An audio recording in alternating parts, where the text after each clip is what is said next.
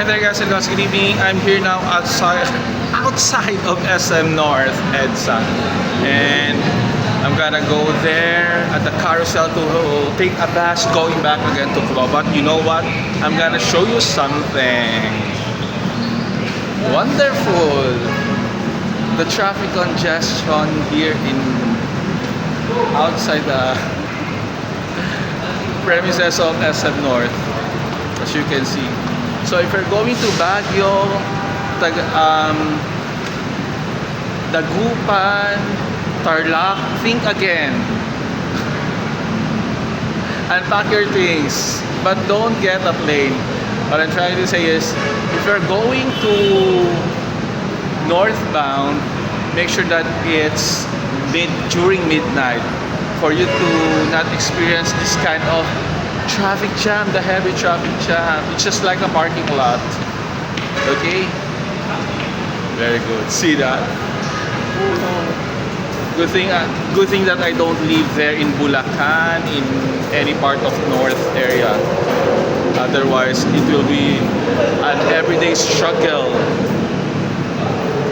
Yes. Hold on.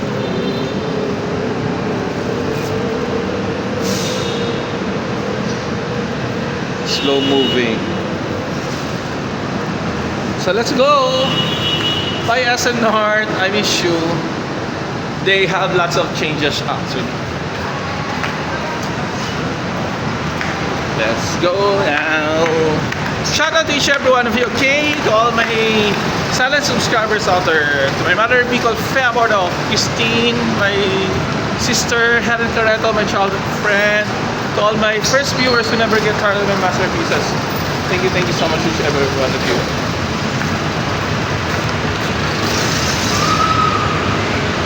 And Ate Tabi Ta. Hi.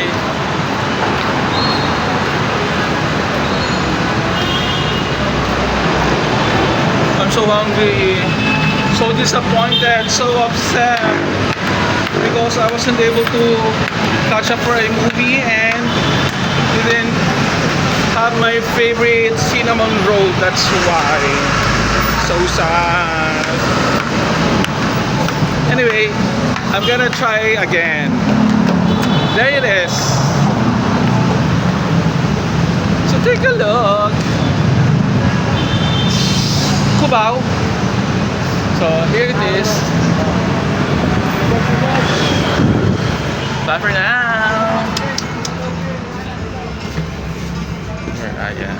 So it's fully occupied. Space available. But there it is.